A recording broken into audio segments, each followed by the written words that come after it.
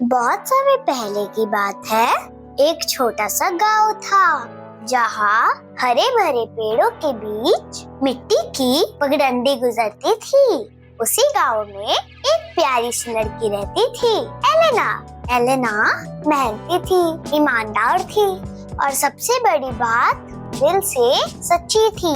हर सुबह वो अपने मिट्टी के बने पुराने घड़े को लेकर जंगल के रास्ते झील तक जाती थी पानी भरने के लिए। झील तक पहुंचने का रास्ता आसान नहीं था।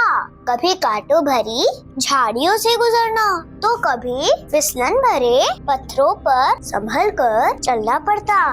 लेकिन एलेना कभी शिकायत नहीं करती थी। वो अपने घड़े को संभालती और मुस्कुराती। लेकिन एक दिन कुछ अलग हुआ। जैसे ही एलेना झील से पानी भर रही थी, उसका घड़ा हाथ से फिसल गया और छपाक करता हुआ झील में गिर पड़ा। घड़ा धीरे धीरे गहराई में डूबने लगा।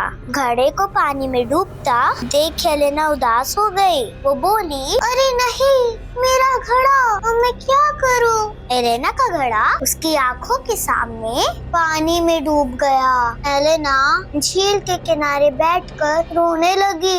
तभी झील के सतह से एक तेज रोशनी हुई और सामने प्रकट हुई एक सुंदर जलपरी। उसके बाल लहरों जैसे बह रहे थे और आंखों में चमक थी जैसे आसमान से उतरी हो। उसने एलेना से बोला, डरो मत बेटी, मैं हूँ जलपरी।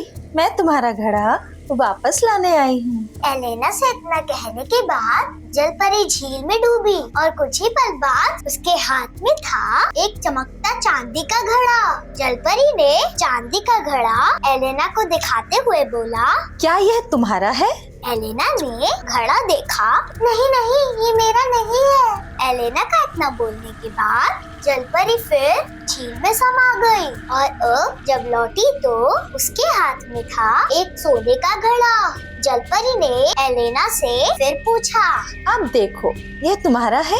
एलेना ने सच्चाई से जवाब दिया, नहीं नहीं, ये मेरा नहीं है। एलेना के मना करने के बाद जलपरी तीसरी बार झील में गई और जब बाहर निकली तो उसके हाथ में था वही पुराना, थोड़ा सा टूटा लेकिन प्यारा मिट्टी का घड़ा। अपने घड़े को देखकर एलेना खुशी से उछल पड़ी। वो जलपरी से बोली, हाँ, यही है मेरा घड़ा। जलपरी मुस्कुराई और बोली, मैं तुम्हारी परीक्षा ले रही थी बेटी, तुम सच्ची निकली। आजकल बहुत कम लोग मिलते हैं जो चांदी और सोने के सामने भी ईमानदारी से ना कह सके।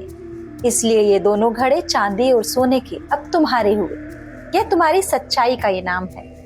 एलेना की आंखों में आंसू थे, लेकिन वो खुशी के आंसू थे। उसने झुककर जलपरी को धन्यवाद कहा और तीनों घड़े लेकर लौट गई अपने गांव की ओर। तो फ्रेंड्स, इस कहानी से हमें एक बहुत गहरी सीख मिलती है।